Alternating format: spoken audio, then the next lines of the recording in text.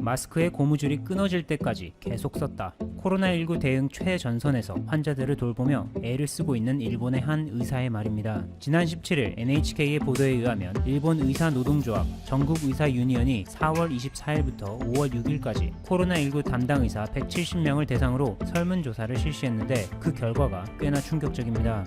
응답자 중 코로나19 대응에 자발적으로 지원한 이는 24%에 불과해 나머지는 명령에 따라 어쩔 수 없이 혹은 강제로 업무를 수행하는 케이스였고, 또한 81%는 위험수당조차 받지 못했다고 고충을 털어놓는 등 일본 의료진의 불안감을 여실히 보여주고 있습니다.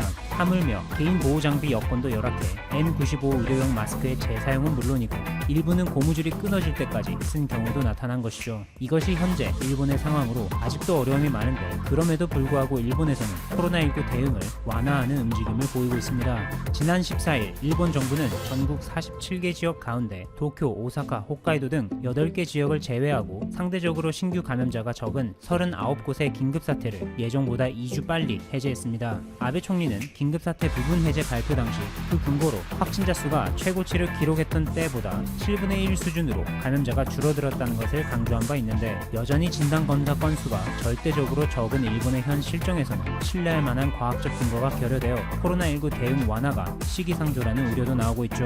지난 17일 NHK 토론 프로그램에 출연한 니시무라 야스토시 일본 경제재생 담당상은 역사를 보더라도 전문가의 의견도 제2파는 발생한다. 한국이나 독일을 보더라도 두 번째의 큰 파도가 일어나서 오고 있다. 이것을 우리가 확실하게 인식해야 한다며 코로나19에 대한 일본의 경계심이 벌써부터 느슨해진 것이 아닌가 하는 우려를 표명한 바 있고, 아베 총리의 경우 최근 기자회견에서 한국도 지난주 클럽에서 집단 감염이 발생했다는 뉴스를 본 분들이 많을 것으로 생각한다.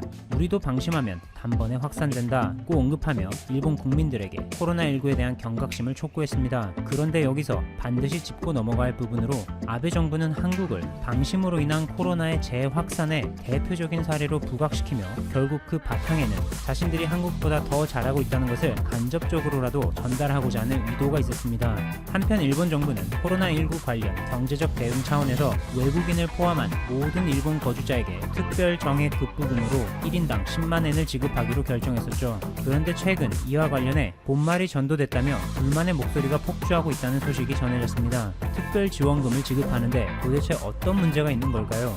아사히 신문의 보도에 따르면 일본 정부가 재난지원금에 해당하는 특별 정액 급부금을 국민들에게 보다 신속하게 지급하고자 온라인 시스템을 도입하여 신청 접수를 받기 시작했는데, 문제는 여기서 발생합니다. 도입된 시스템은 일본의 주민등록증에 해당하는 마이넘버 카드를 이용해 온라인으로 신청서를 작성하도록 되어 있습니다. 그런데 일본에서 마이넘버 카드의 경우 강제성이 없어 보급률이 15%에 불과하고 평소 쓸 일이 거의 없는 카드라 비밀번호를 잊어버리는 경우가 대다수입니다. 그로 인해 많은 시민들이 지자체 창구로 몰려드는 사례가 늘고 있어 재난지원금을 지급하려다가 오히려 코로나19 감염 확산의 위험도가 높아지게 된 셈이죠. 또한 일본은 지자체가 주민등록상 세대 정보를 도맡아 관리하는데, 이때 세대원으로 등록되어 있지 않는 가족분까지 지원금을 신청하는 사례도 빈번하게 일어나고 있어 지자체 직원이 주민등록상 정보와 신청서를 일일이 대조해봐야 되기 때문에 시간이 많이 지체되는 문제가 있습니다. 우편 신청의 경우 지자체에서 주민등록상 정보를 토대로 신청서를 각 가정에 보내기 때문에 이러한 번거로움이 없어 오히려 온라인 신청보다 더 빠르게 접수되는 믿기 어려운 일이 일본에서는 발생하고 있는 것입니다. 아날로그적인 업무에 더 익숙한 일본에게는 그리 놀랍지 않을 수도 있겠지만 말이죠. 한국 역시 코로나19의 글로벌 대유행에 따른 경제적 불확실성 때문에 대응 차원으로 긴급 재난지원금 지급을 도입하는데, 여기서 일본과는 차원이 다른 행정 클래스를 엿볼 수 있습니다. 먼저 지급 방법이 신용카드, 체크카드, 지역사랑 상품권, 선불카드 등으로 다양하고 각각 온라인, 오프라인 모두 신청이 가능합니다. 예를 들어 신용카드의 경우 해당 카드사 홈페이지에서 온라인으로 신청하면 이틀 뒤 바로 긴급재난지원금이 충전되는 식입니다. 또한 지역사랑 상품권과 선불카드의 경우 이번 사태로 많이 어려워진 지역 경제를 고려해 마련된 것으로 대형마트, 백화점, 온라인 전자상거래, 유흥업종 등 일부 업종에 사용 제한을 설정하여 지역 시장에서의 소비를 촉진시키고자 하는 따뜻한 취지도 담겨 있습니다. 감사합니다. 최고킹이었습니다. 부품 장비 국산화를 위해 러시아와 손을 잡겠다고 밝혔습니다. 또한 공동투자펀드 설립을 검토하고 한러 FTA 체결을 추진하게 해 자유로운 무역을 강화시키겠다고 했습니다. 한국이 러시아와 손을 잡고 러시아가 한국과 경제협력을 하는 데는 중요한 의미를 지니고 있습니다. 일본이 한국의 반도체 핵심 소재 불화수소를 규제한다고 하자 러시아 푸틴은 당당히 자신이 더 좋은 고순도 불화수소를 주겠다고 제안한 바 있습니다. 푸틴이 한국에 우호적으로 나오는 이유는 일본과 불편한 관계 때문이라는 분석이 많았습니다. 일본은 서방과 함께 러시아 경제 제재에 동참한 바 있고 오래전부터 일본과 쿠릴 열도 영토 분쟁은 러시아 푸틴이 참을 수 없는 일이었습니다. 또한 일본은 러시아가 최근 점점 더 불편해지고 있는 미국의 편에 서 있는 나라였습니다.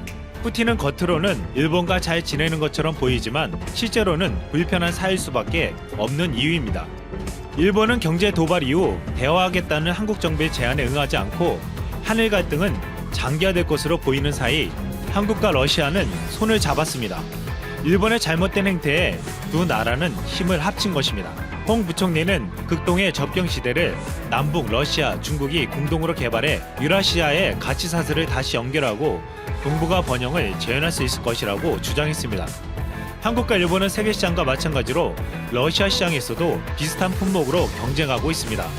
한국과 러시아가 손을 잡고 더 나아가 남북, 러시아, 중국이 경제협력을 강화하고 투자 개발을 한다면 한국의 소재 부품의 국산화뿐만 아니라 극동 지역의 투자 개발에서도 일본보다 우위에 설 수 있다는 전망입니다. 최근에 러시아 시장에서 반가운 소식이 전해졌습니다. 현대 기아 자동차가 올 상반기 러시아에서 사상 최대 판매 실적을 기록한 것입니다. 러시아는 얼마 전까지만 해도 일본 차가 거의 싹쓸이하는 시장이었습니다. 하지만 이제 한국 자동차 기업들이 일본을 제치고 선두권에 올라서고 있습니다. 올 상반기 현대 기아차 시장 점유율은 24.2%로 지난해 상반기 23.4%보다 0.8%포인트 높아졌습니다. 러시아 최대 자동차 회사 아브토바즈를 인수한 르노 닛산 그룹에 이어 2위 성적입니다. 현대기아 자동차가 러시아에서 우뚝 선 데는 그 이유가 있었습니다. 현대기아 자동차는 러시아 자동차 시장이 쪼그라졌을 때도 다른 완성차 업체와 달리 철수하지 않고 꾸준히 투자했습니다. 유럽과 미국이 2014년 러시아에 대한 경제 제재를 시작하면서 러시아 경제는 곤두박질쳤고 자동차 판매량도 급감했습니다. 이때 러시아를 떠나거나 러시아 내 영업을 포기한 기업들이 푸조 시트로엥, 미쓰비시, 르노 닛산 얼라이언스, 폭스바겐, GM, 애플 등이었습니다. 하지만 현대 기아차는 떠나지 않고 생산량을 줄이는 대신 신차를 공격적으로 투입했습니다. 정문구 회장은 이때 기회는 다시 올 것이라며 당장 어렵더라도 러시아 시장을 포기할 수 없다고 말했습니다. 결국 러시아 경제가 회복되면서 현대 기아차는 기다렸던 만큼 혜택을 보며 급성장하고 있고 앞으로 러시아 자동차 시장이 제 자리를 완벽히 잡으면 현대 기아차는 연간 50만 대 판매도 넘볼 수 있다는 전망이 나오고 있습니다. 삼성전자는 러시아에서 무려 8년 동안 가장 사랑받는 브랜드 1위에 선정되었습니다. 삼성이 러시아에서 신뢰를 얻은 데에도 그 이유가 있습니다. 90년대 말 러시아 경제가 극심한 위기에 빠졌을 때 삼성이 보여준 의리 때문입니다. 당시 러시아 최대 컴퓨터 회사가 어려워지자 삼성전자는 건물을 담보로 예상대금 상환 시기를 미루어 주었고 건물도 임대료 없이 무상으로 빌려주었습니다. 나중에 러시아 회사가 대금을 상환하자 부동산 값이 몇 배로 올랐지만 삼성은 그대로 돌려주었습니다. 이로 인해 삼성은 러시아의 전자유통 업체 사이에서 신뢰를 얻었고 이를 발판으로 성장할 수 있었습니다. 삼성뿐만 아니라 LG전자도 프리미엄 브랜드 이미지로 품질이 좋은 가전제품이라는 인식이 러시아 국민들에게 널리 퍼져 있습니다. 삼성과 LG전자는 이뿐만 아니라 러시아 내에서 문화, 예술, 교육 등 전 분야에 걸친 사회공헌 프로그램을 진행하며 러시아 국민들 품속에 자국 기업처럼 사랑받게 된 것입니다. 러시아가 경제 제재를 당하고 힘들 때 미국과 일본 기업들은 러시아를 버렸지만 한국 기업들은 기다려 주었습니다. 그 당시 가장 먼저 짐을 싸서 떠났던 일본 전자업체들은 러시아 경기가 좋아지자 슬그머니 되돌아왔는데 이러한 사실 또한 알려지며 러시아 내에서 일본은 기회주의자로 인식되고 있습니다. 모든 나라들이 실리를 따지며 러시아를 떠날 때 한국은 우직하게 그 자리를 지켰습니다. 한국이 일본에게 수출 규제를 당할 때 러시아 푸틴이 제일 먼저 손을 내민 것은 그 때문인지도 모릅니다.